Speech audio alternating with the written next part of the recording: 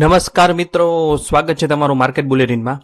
Market બુલેટિનમાં આપણે post કરી દઈએ શેર બજાર તથા આઈપીઓ લગતા તમામ મહત્વના સાચા અને ઝડપી સમાચાર, એ પણ આપણી ગુજરાતી ભાષામાં. આજે વાત કરવી છે આપણે આઈપીઓ વિશે. તમને ખ્યાલ જ છે કે 9 તારીખથી બે આઈપીઓ શરૂ થાય છે, જેમાં પ્રથમ છે ફ્રેક્ટલ એનાલિટિક્સ લિમિટેડ. આઈપીઓ વિશે તમને તમામ વિગતવાર માહિતી આપવી છે. ત્યારબાદ ટૂંક સમયમાં બીજા આઈપીઓનો વિડીયો પણ પોસ્ટ થઈ જશે, તો ચેનલને સબસ્ક્રાઇબ ન કરી હોય તો સબસ્ક્રાઇબ કરી લેજો. આઈપીઓ વિશે તમને તમામ વિગતવાર માહિતી આપશું, એ પણ આપણી ગુજરાતી ભાષામાં અને સરળ શબ્દોમાં. શરૂઆત કરી કંપનીના વ્યવસાયથી, તો ફ્રેક્ટલ એનાલિટિક્સ એ ભારતની અગ્રણી pure play enterprise data analytics AI company છે. ફ્રેક્ટલ એનાલિટિક્સ મુખ્યત્વે મોટી કંપનીઓને તેમના જટિલ ડેટાનો ઉપયોગ કરી અને સ્માર્ટ નિર્ણય લેવામાં મદદ કરે છે. હવે આ તો બધું તમે જુદી જુદી જગ્યાએ સાંભળ્યું હશે, પણ તમને સરળ ભાષામાં સમજાવીએ. દાખલા તરીકે, જો કોઈ મોટી ચોકલેટ કંપની જેમ કે નેસ્લે આ ફ્રેક્ટલ કંપનીની ગ્રાહક હોય, તો કંપની તેના ભૂતકાળના વેચાણના આંકડાઓ તપાસી અને એ આગાહી કરી શકે છે કે આવનારા તહેવારોમાં કયા વિસ્તારમાં કઈ ફ્લેવરની ચોકલેટ વધુ વેચાશે. આનાથી કંપનીને વધારાનો માલ બનાવતા અટકાવી શકાય અને નફો વધારી શકાય છે. તેવી જ રીતે કંપની બેન્કિંગ ક્ષેત્રે પણ કામ કરી છે. દાખલા તરીકે સિટી બેન્કે ચેક કરવામાં મદદ કરે છે કે કોઈ નાણાકીય વ્યવહાર સાચો છે કે કોઈ છેતરપિંડી થઈ રહી છે.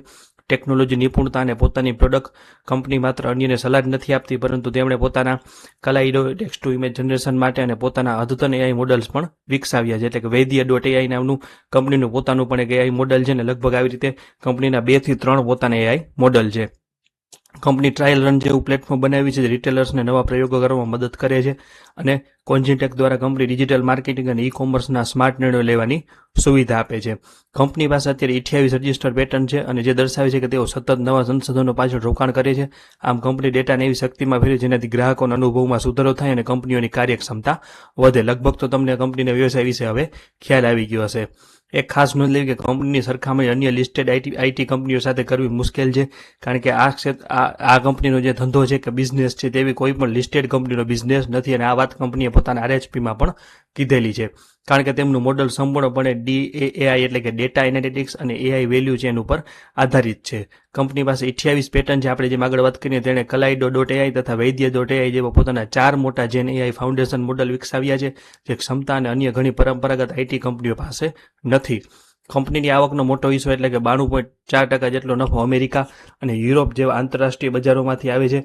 તેમની ગ્રાહકોની યાદીમાં ફોર્ચ્યુન 500 કંપનીઓ જેવી કે Nestle, Google, city bank, Phillips અને મોન્ડેલોસ જેઓનો સમાવેશ થાય છે. આ કંપનીનો આવક વૃદ્ધિ દર CAGR છેલ્લા 3 વર્ષોમાં 18% રહ્યો છે, જે વૈશ્વિક માર્કેટની 11%ની વૃદ્ધિ કરતાં ઘણો વધારે છે. આ વાત કરી લીધી આપણે કંપનીની. તેના વ્યવસાયની તમને ન સમજાણું હોય કોમેન્ટમાં પૂછી શકો છો. લગભગ તો તમને ખ્યાલ આવી ગયો હશે. જલ્દીથી વાત કરી લઈએ ટાઈમ ટેબલની. તો 9 તારીખે સોમવારથી આઈપીઓ શરૂ થાય છે. 11 તારીખે પૂરો થશે. ₹1 ફેસ વેલ્યુ, ₹900 ભાવ. કર્મચારીઓ માટે ₹85 ડિસ્કાઉન્ટ. 16 શેરની લોટ સાઇઝ. 2833 કરોડનો આઈપીઓ, જેમાંથી 1023 કરોડનો ફ્રેશ ઇસ્યુ અને 1810 કરોડનો ઓએફએસ. એન્કર બુક ગઈકાલે 6 તારીખે આવી છે, સારી છે. વાત કરી કેટેગરીની, તો રિટેલર માટે 10%.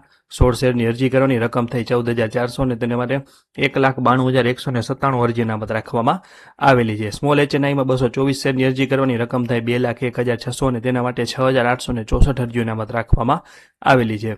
બિગ એચએનઆઈ માટે 10%, 1120 શેરની અરજી કરવાની, રકમ થાય 10,08,000 અને તેના માટે 13,728 અરજી અનામત રાખવામાં આવેલી છે. જો કોઈ મિત્રોના ટાઈમ ટેબલ સેવ કરવું હોય તો તમે સ્ક્રીનશોટ પણ લઈ શકો છો. હવે વાત કરીએ નાણાકીય પરિસ્થિતિની.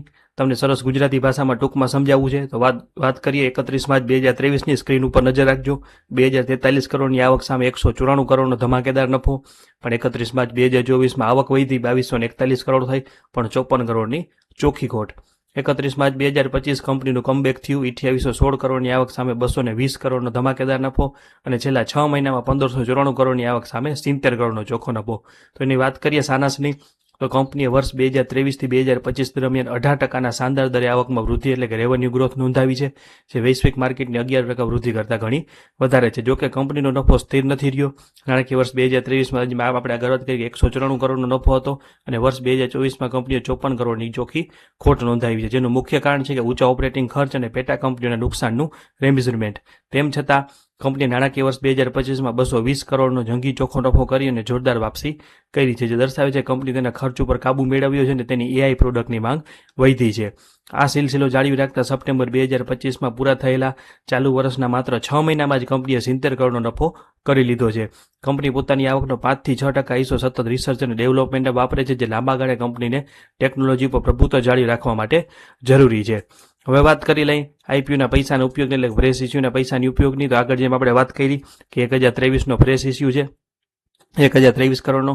તેમાંથી 264 કરોડ રૂપિયા કંપની ફ્રેક્ટલ યુએસએ દ્વારા લેવાયેલી લોનની ભરપાઈ કરવા માટે કરશે. એટલે કંપનીની જે પેટા કંપની છે અમેરિકામાં તેણે લોન લીધી છે તેના કર્જા ચૂકવણી માટે 264 કરોડનો ઉપયોગ કરવામાં આવશે.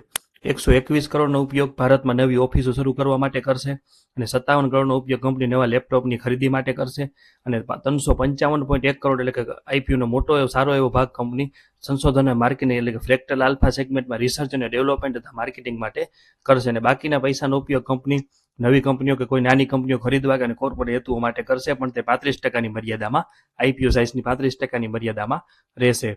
હવે જલ્દીથી વાત કરી લઈએ કંપનીની 5 સારી અને 5 નબળી બાબતોની. તો શરૂઆત કરશું સારી બાબતોથી. આ કંપની ભારતની એકમાત્ર પ્યોર પ્લે એઆઈ કંપની છે. તેની સીધી સરખામણી અન્ય લિસ્ટેડ કંપનીઓ સાથે કરવી મુશ્કેલ છે.